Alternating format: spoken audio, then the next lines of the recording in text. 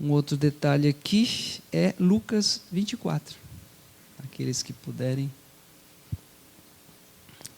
Hoje nós temos esse momento muito esperado, muito bacana, de participarmos da ceia do Senhor. Mas sempre que nós temos esse momento, tanto lá nas salas dos pequenos, quanto aqui, nós sempre temos propósito do ensino, para ninguém fazer esse ato sem a devida compreensão, ok? Então, os adolescentes já estão estudando já 4 domingos, né? Todas as pragas do Egito, o porquê das pragas, o que representava cada praga, e hoje então eles encerram para participar aqui também da ceia. Da mesma forma, os bebês, os menores, também estão aprendendo a Escritura para participar desse culto, que é um culto de gratidão, de louvor, de libertação realizada pela pessoa do Senhor Jesus Cristo, ok?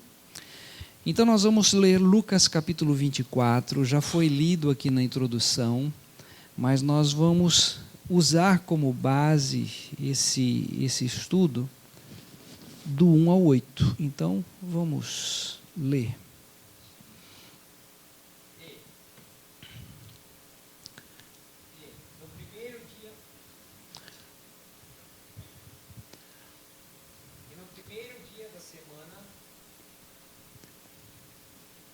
Está quase.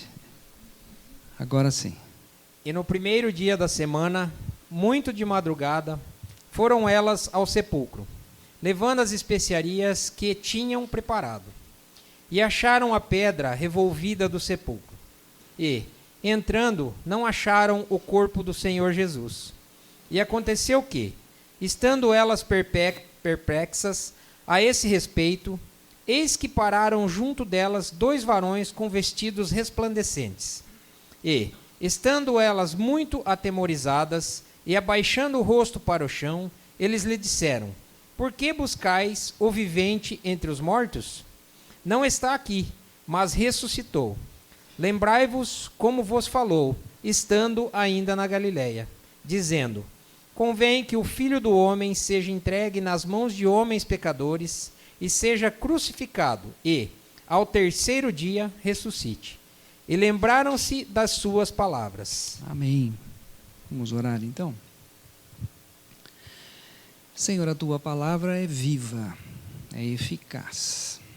E nós agora lançamos crendo como sendo a boa semente que vai germinar nos nossos corações e que vai trazer luz na nossa caminhada. Ajuda-nos para isto. Peço por todos os meus irmãos aqui, problemas a resolver, a mente vaga, situações, mas que nesse momento, Senhor, o Espírito Santo tenha liberdade de nos trazer cativos aqui, para ouvir a Tua palavra, por misericórdia, em nome de Jesus. Amém. Nós temos, antes de dar sequência aqui, nós temos, se eu não me engano, 3 candidatos a batismo. Então nós vamos ter batismo, já temos o local. Nós íamos fazer em outubro, mas vamos antecipar isso, provavelmente nesse mês de abril ainda. Então, se alguém tem interesse em batismo, depois fale comigo, tá bom? Então vamos lá. Esse texto aí, que é muito conhecido, que já foi lido, é um texto que mostra um período da história que as mulheres ainda não tinham presenciado, tá?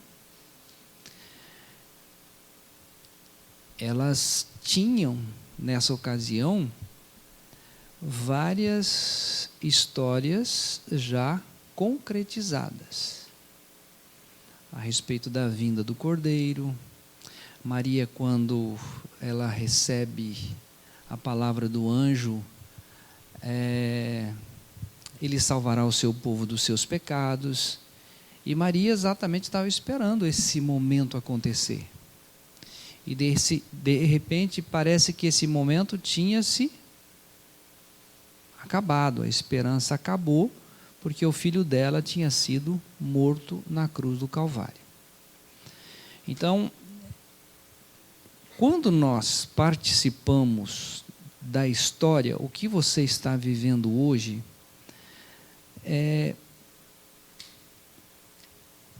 é difícil você dar crédito. Por exemplo, a palavra de Deus diz assim: crê no Senhor Jesus Cristo e serás salvo tu e a tua casa. Enquanto você não vê os seus filhos salvos, você fica numa certa expectativa, né? Mas isso é fato, isso é fé, isso é crer naquilo que foi dito pelo Senhor Deus, tá? Então, o que elas estavam presenciando nesse exato momento é algo que poderia acontecer, porque ela já tinha ouvido a respeito de que ele morreria e ao terceiro dia iria ressuscitar. Mas o fato é que ele morreu, não teve reação nenhuma, seu espírito foi entregue ao Pai e ele foi para a sepultura. E aí, sexta para sábado, sábado o dia inteiro, domingo de manhã, elas vão à sepultura. E aí temos esse fato, ok? Quando elas veem essa pessoa com vestes resplandecentes, e a pergunta: por que buscais o vivente dentre os mortos? Ele não está aqui, mas ele ressuscitou. Lembra do que foi dito?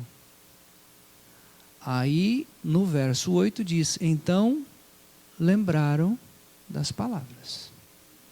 Aí tem uma sequência linda no capítulo 24. Mas o que eu queria trazer hoje para a igreja, para nós considerarmos e pensarmos? A história passada é linda quando você vê daqui, do futuro para lá. Mas aqueles que estavam naquele momento não tinham o que nós temos hoje. Então era uma expectativa, era algo que poderia acontecer ou não. Eles estavam tão somente crendo de que poderia ser verdadeiro, ok?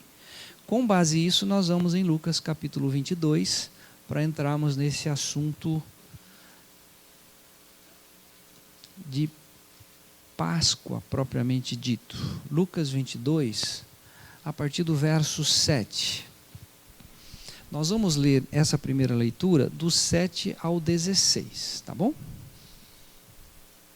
Chegou, porém, o dia dos asmos, em que importava sacrificar a Páscoa. E mandou a Pedro e a João, dizendo: ide, preparai-nos a Páscoa para que a comamos. E eles lhe perguntaram: onde queres que a preparemos? E ele lhes disse: eis que, quando entrardes na cidade, encontrareis um homem levando um cântaro de água. Segui-o até a casa em que ele entrar. E direis ao pai de família da casa: o mestre te diz: onde está o aposento em que hei de comer a Páscoa com os meus discípulos? Então ele vos mostrará um grande cenáculo mobilado. Aí fazei os preparativos. E indo eles, acharam como lhes havia sido dito, e prepararam a Páscoa. E, chegada a hora, pôs-se à mesa, e com ele os 12 apóstolos, e disse-lhes: desejei muito comer convosco esta Páscoa antes que padeça. Porque vos digo que não a comerei mais até que ela se cumpra no reino de Deus. Vamos pensar juntos. Para os discípulos, com esse evento da Páscoa,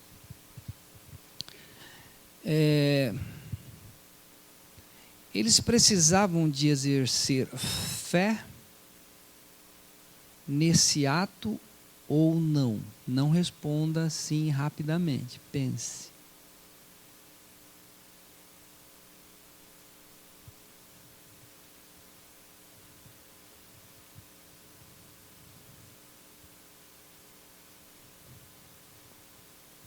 Agora a segunda pergunta.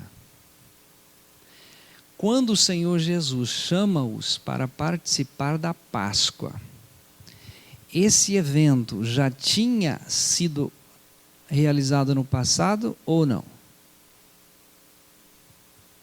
Sim, ok?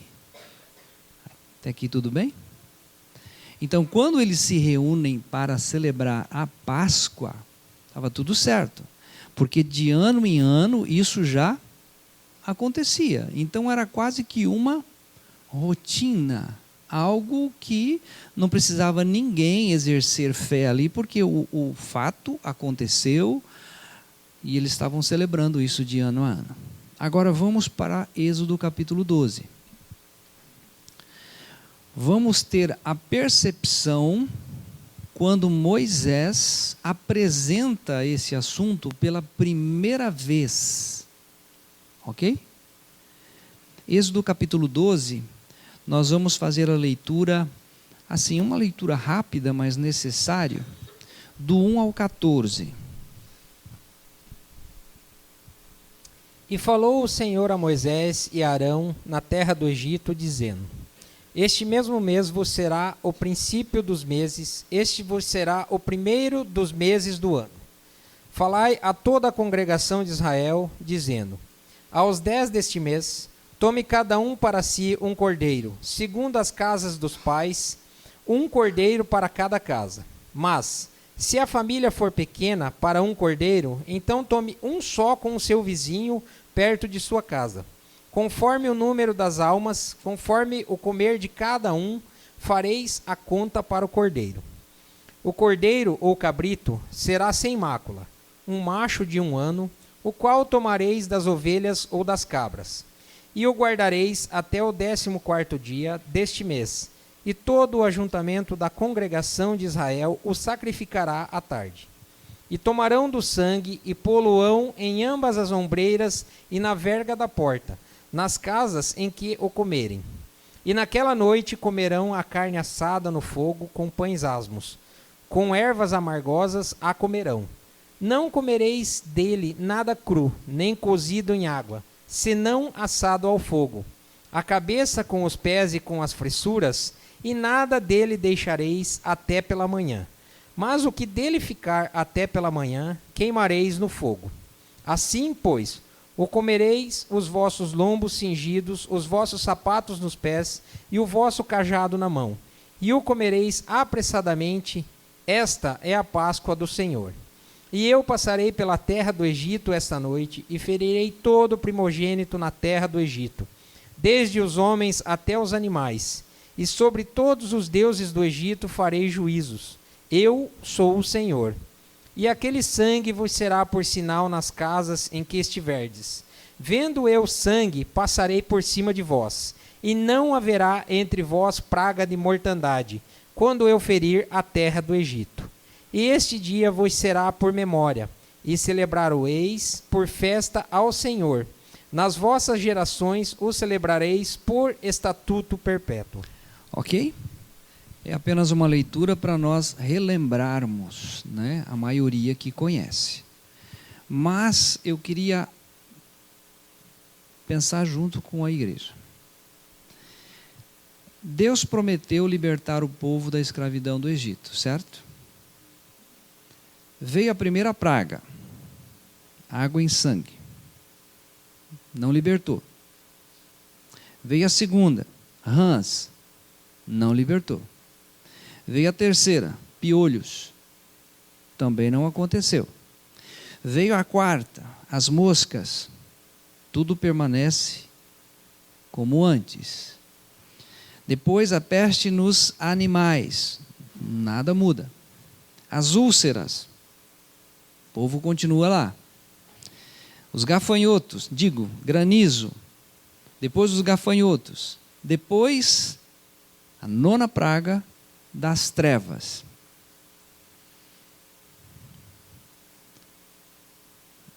Vamos imaginar que seja você lá no Egito. E o seu líder falasse para você: não, Deus vai libertar. E veio a primeira, segunda, terceira, quarta, quinta, sexta, até a 9ª e nada acontece. Por que eu haveria de crer na 10ª?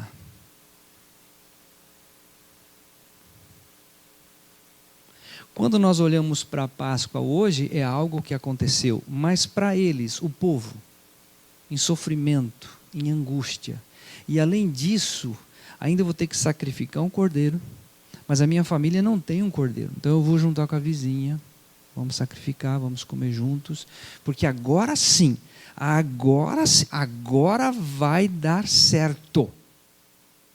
Entende? Quando você olha a história lá atrás, você tem uma visão, mas eles estão vivendo o momento da história. E por que eu estou chamando a nossa atenção para isto? Quando você vai ali no monte, onde Moisés realizou várias situações, você tem em memória a história, mas você não viveu aquele momento.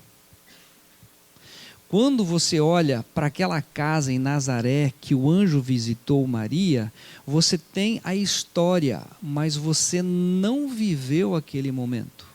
E quando Maria ouviu que esse menino salvaria o seu povo dos seus pecados, ela tem isso na memória e ela guardava isso no coração dela. Mas ela estava vivendo a história, ela não sabia o que iria acontecer de fato. Os discípulos aqui estão reunidos e para eles é uma coisa muito tranquila. Vamos celebrar a Páscoa. Por quê? Porque de fato aconteceu, houve um milagre. Enfim, a palavra Páscoa, para quem não sabe, no hebraico é pachá, é passar por cima.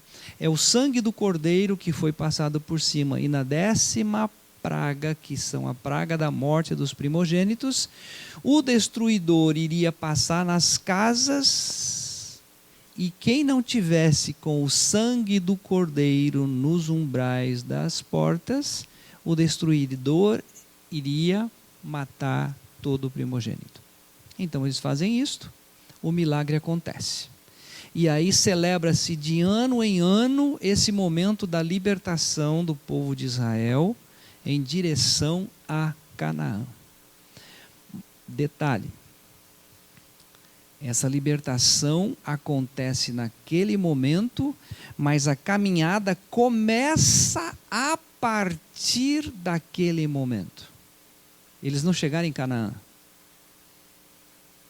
Eles agora têm uma certeza.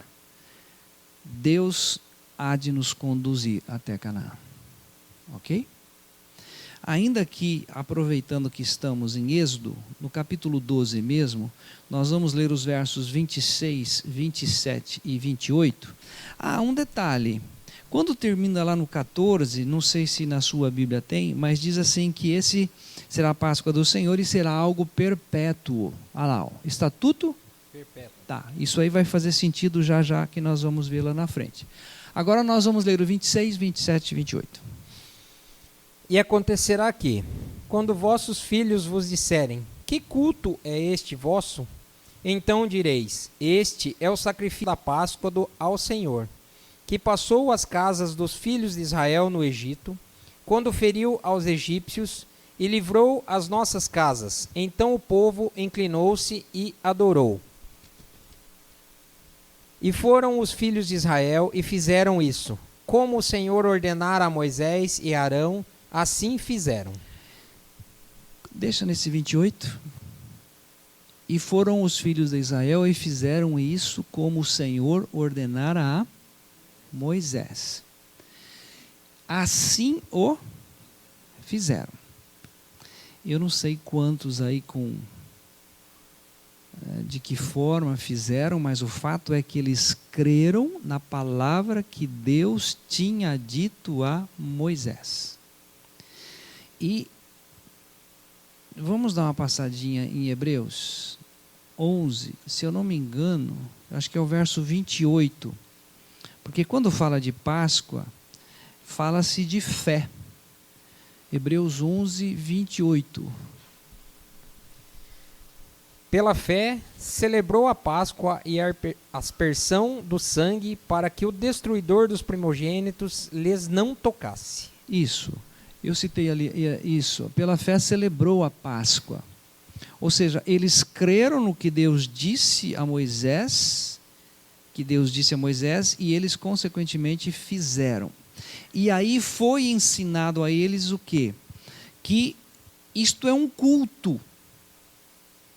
Porque os filhos dele, todo ano, quando tivesse essa festa, essa celebração, os filhos iam perguntar: que culto é este? O culto significa exatamente isso. Foi o dia que o Senhor nos tirou do Egito. Ok? Até aqui tudo certo? Então vamos tentar, eu estou enfatizando isso, é repetição, eu sei que é repetição, mas é importante. Os discípulos já tinham a Páscoa como algo real, de fato. Eles estão apenas cultuando algo que já havia acontecido. Agora nós vamos para Lucas 22.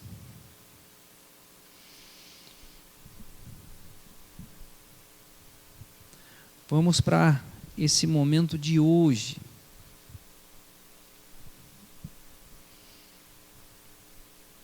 Lucas 22, eu queria que o Leandro repetisse para nós o verso 16, e daí nós vamos até o 23. Tá? O 16 é exatamente para a gente ter na memória.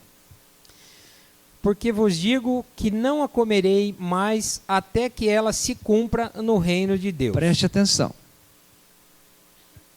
Que não a comereis mais.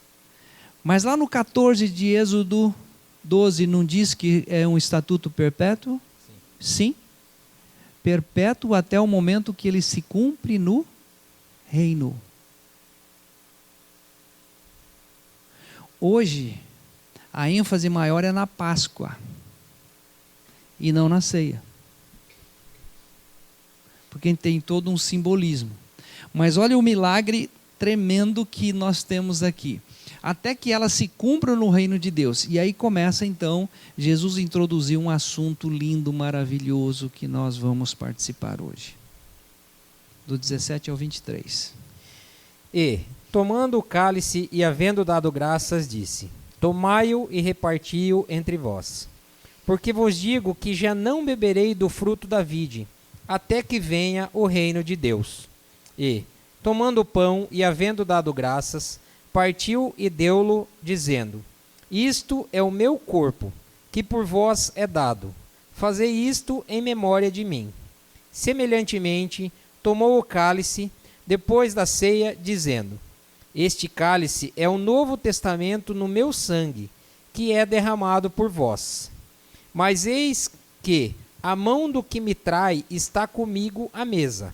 E, na verdade, o Filho do Homem vai segundo o que está determinado. Mas ai daquele homem por quem é traído. E começaram a perguntar entre si qual deles seria o que havia de fazer isto. Por que eles começam a perguntar entre si?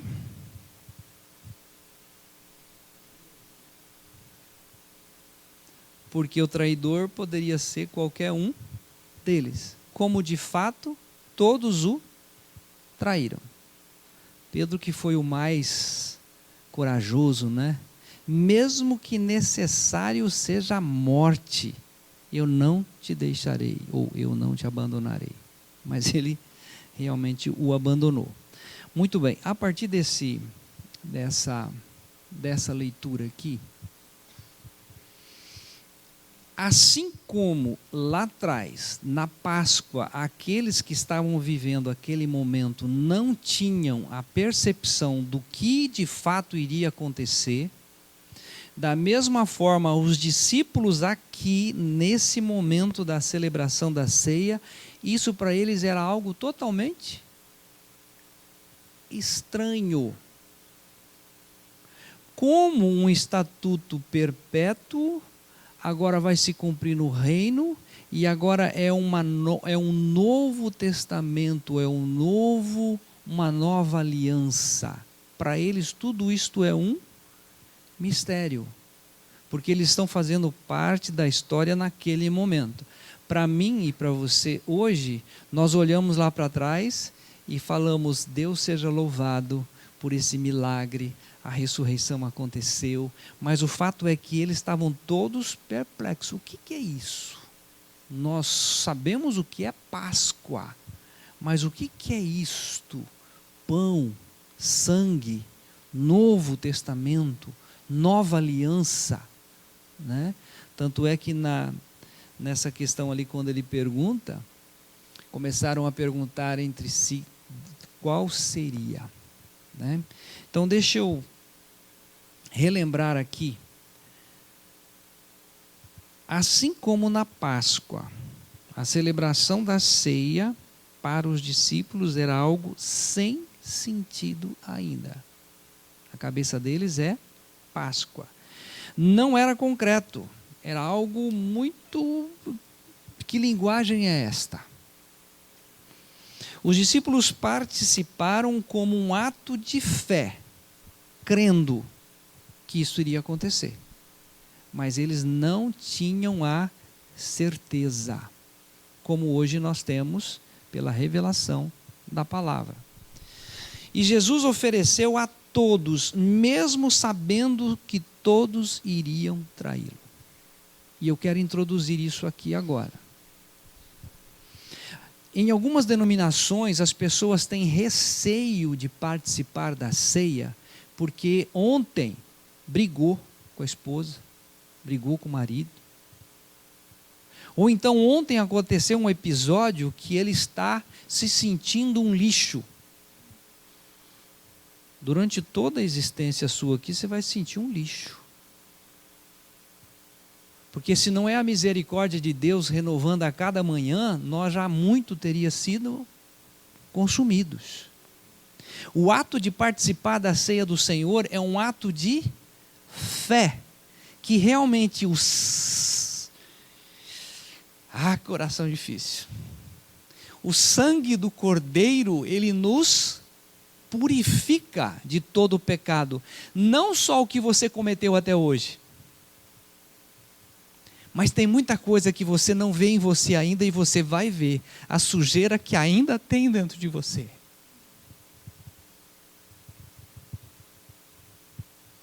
Só que essa sujeira já foi no corpo, no nosso amado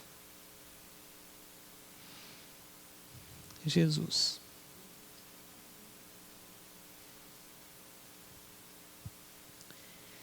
Ele sabia o que Judas faria, mas ele serviu o pão a Judas. Ele sabia o que os discípulos o fariam, mas ele serviu o pão aos seus discípulos. Queria ler com a igreja agora Marcos capítulo 1, versículo 15.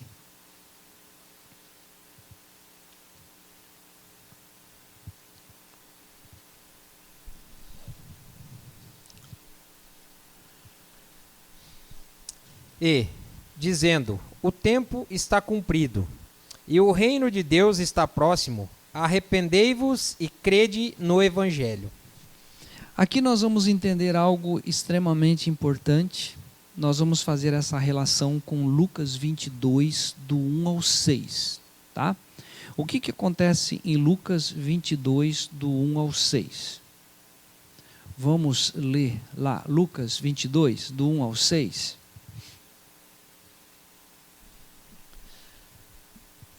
Estava, pois, perto a festa dos asmos, chamado Páscoa. E os principais dos sacerdotes e os escribas andavam procurando como o matariam, porque temiam o povo. Entrou, porém, Satanás em Judas, que tinha por sobrenome Iscariotes, o qual era do número dos 12. E foi e falou com os principais dos sacerdotes e com os capitães de como lo entregaria, os quais se alegraram e convieram em lhe dar dinheiro. E ele concordou e buscava oportunidade para lo entregar sem alvoroço. Ok? Então nós sabemos a história, eu estou lendo apenas para relembrar isto. Satanás entrou em Judas portador do velho homem, como todos os demais apóstolos. Porém, depois do ato, o que aconteceu? Por isso que nós lemos Marcos 1,15. Quando o Senhor Jesus apresenta a questão do Evangelho. Arrependei-vos e crede no Evangelho. O que aconteceu com Judas? Houve um remorso e ele foi e se enforcou. O que aconteceu com Pedro quando ele negou e os demais apóstolos? Arrependei-vos e crede no Evangelho. Não importa o ato, não importa o que a pessoa fez no passado, mas a partir do momento que há um arrependimento produzido pela graça do bom Deus, arrependei-vos e crede no Evangelho. Todos estes o abandonaram naquele momento da crucificação. E nesse momento em que eles estão vivendo a história, eles estão participando, eles estão, no momento para eles é a celebração da Páscoa, é um momento inédito ali, até o momento que eles percebem algo diferente. Que sangue é esse? Que pão é esse? E hoje, a nossa compreensão é totalmente diferente dos apóstolos naquele momento. Hoje a sua compreensão é clara.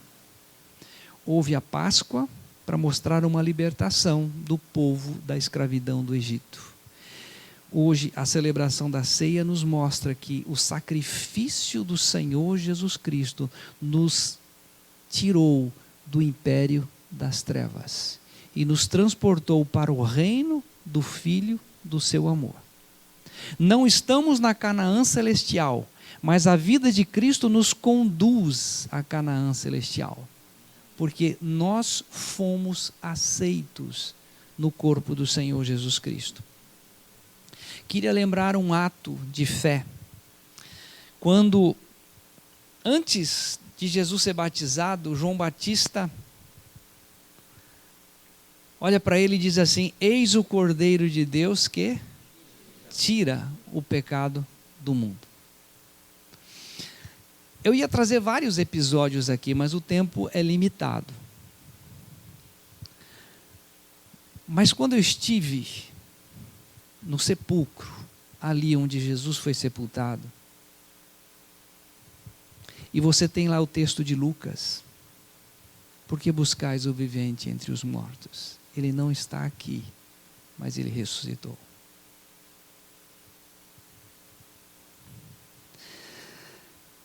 Aquilo, você é tomado de uma alegria tão grande, de você saber, a história aconteceu, o fato está aqui, mas a maior euforia daquele momento é que ele não está mais aqui, porque agora ele está em mim. Ele está em todas as partes do mundo, porque agora, esse que vive, ele é a nossa vida. Então você não precisa ir lá no sepulcro vazio, ele vive em você, ele é a sua vida. Eu posso ir e ver e reviver a história, mas a vida de Cristo, ela é abundante dentro daquele que participou exatamente de um sacrifício realizado pelo Senhor Jesus Cristo na cruz do Calvário.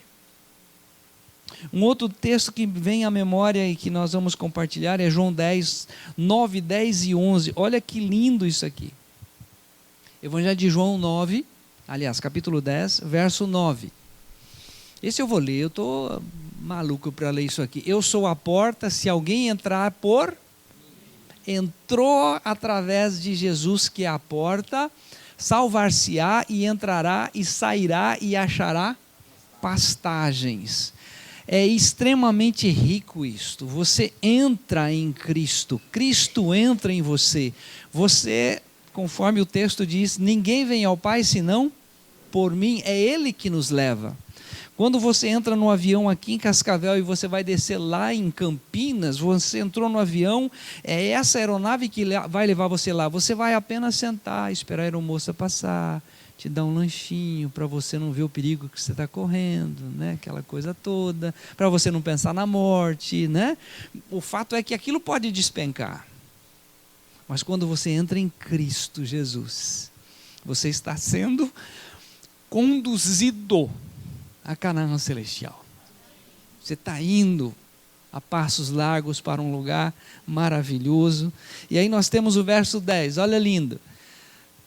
O ladrão vem senão a roubar, matar e destruir, mas eu vim para que você tenha vida e tenham em abundância. Gente, para alguns aqui já usufruem disto. Assim como aqueles discípulos estavam, o que será que ele está falando? Alguns aqui já têm a luz, já têm a experiência e vivem essa abundância. Mas tem gente que deve estar pensando aqui, que linguagem é essa? Quando há o arrependimento e você crê na palavra de Deus, Ele faz essa obra sobrenatural em você. E a vida de Cristo se torna algo superabundante na sua vida. Aí ele vem no 11 e ainda diz assim, eu sou o bom pastor e o bom pastor dá a sua vida pelas ovelhas. Ele deu a vida, ele entregou a vida. Se hoje eu e você temos vida, é porque realmente houve um sacrifício e você pôde crer e os teus olhos foram abertos.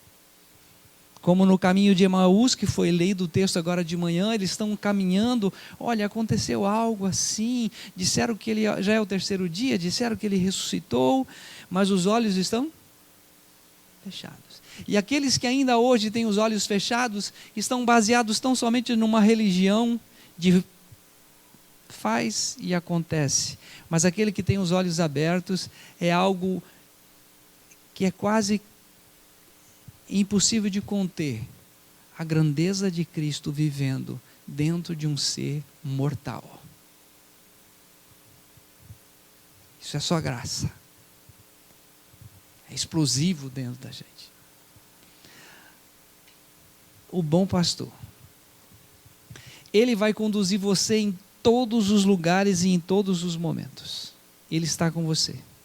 Por isso que eu queria trazer à memória aqui um texto lindo, maravilhoso. Quando da ressurreição, ali ele sai da sepultura, e o anjo resplandecente diz, ele não está aqui, mas ele ressuscitou. E Jesus já tinha dito lá no finalzinho de Mateus, e eis que estou convosco todos os dias, até a consumação dos séculos. Você não precisa ir a Meca, você não precisa ir lá na sepultura. Você, onde estiver, Ele vencer a sua vida, abundante, triunfante, porque Jesus é vida e vida em abundância. Todo esse processo é conhecido, nós conhecemos. Como que isso aconteceu? Ao ser levantado da terra, Ele nos atraiu. Quando ele morreu, Romanos 6,6 diz que o nosso velho homem foi com ele crucificado. E quando ele ressuscitou, diz o texto lá em Efésios 2,6, e juntamente com ele nos ressuscitou e nos fez assentar nos lugares celestiais em Cristo Jesus. Então agora nós vamos para 1 Coríntios 5, 6, 7 e 8, quando ele vai falar que não é boa essa vossa jactância, né, esse orgulho. O bom é você se render à palavra, à verdade da palavra de Deus. 1 Coríntios 5, 6. Não é boa a vossa jactância. Não sabeis que um pouco de fermento faz levedar toda a massa? Um pouquinho só de fermento já complica. Então, por isso que Jesus disse assim, se alguém quiser vir após mim, negue-se a si mesmo. É morrer. É morrer. Não pode ficar nada seu. É morrer. Literalmente morrer. Por isso que ele nos atraiu. Por isso que o velho homem, ele matou. O velho homem não pode ser batizado apenas, ele tem que morrer. E ele morreu em Cristo. Ao terceiro dia, Jesus vencer a nossa vida. Por isso que ele vai dizer agora no verso 7. Purificai-vos, pois, do fermento velho, todo aquele orgulho, para que sejais uma nova massa, assim como estáis agora sem fermento. Por quê? Cristo nossa Páscoa foi sacrificado por nós. Qual é a sua Páscoa? Cristo. Qual é a sua igreja? Cristo. Cristo. Versículo 8. Por isso façamos a festa, não com fermento velho, aquelas coisas de religião, que tem que fazer, que eu não posso tomar, porque eu não posso fazer, porque eu fiz isso, porque... Não esse fermento velho. Vamos fazer festa. Que festa é essa? Nem com o fermento da maldade ou da malícia, mas com os ázimos da sinceridade e da verdade. A palavra de Deus me assegura. Jesus me matou. Jesus me perdoou. Por isso que lá em 1 Coríntios 11, quando ele fala da celebração da ceia, Paulo ensinando, nós vamos lá para 1 Coríntios 11 agora. Quando ele está ensinando-nos a participar desse momento, no verso 23, ele diz: porque eu recebi do Senhor que também vos ensinei, que o Senhor na noite em que foi traído, tomou o pão, e tendo dado graças, o partiu e disse: tomai e comei, isto é o meu corpo que é partido por vós. Fazei isto em memória de mim. Semelhantemente também depois de cear tomou o cálice, dizendo: este cálice é o novo testamento no meu sangue, fazei isto todas as vezes que beberdes em memória de mim. E todas as vezes que comerdes este pão e beberdes este cálice, anunciais a morte do Senhor até que venha. Por que anuncia a morte? Porque é na morte que nós fomos reconciliados.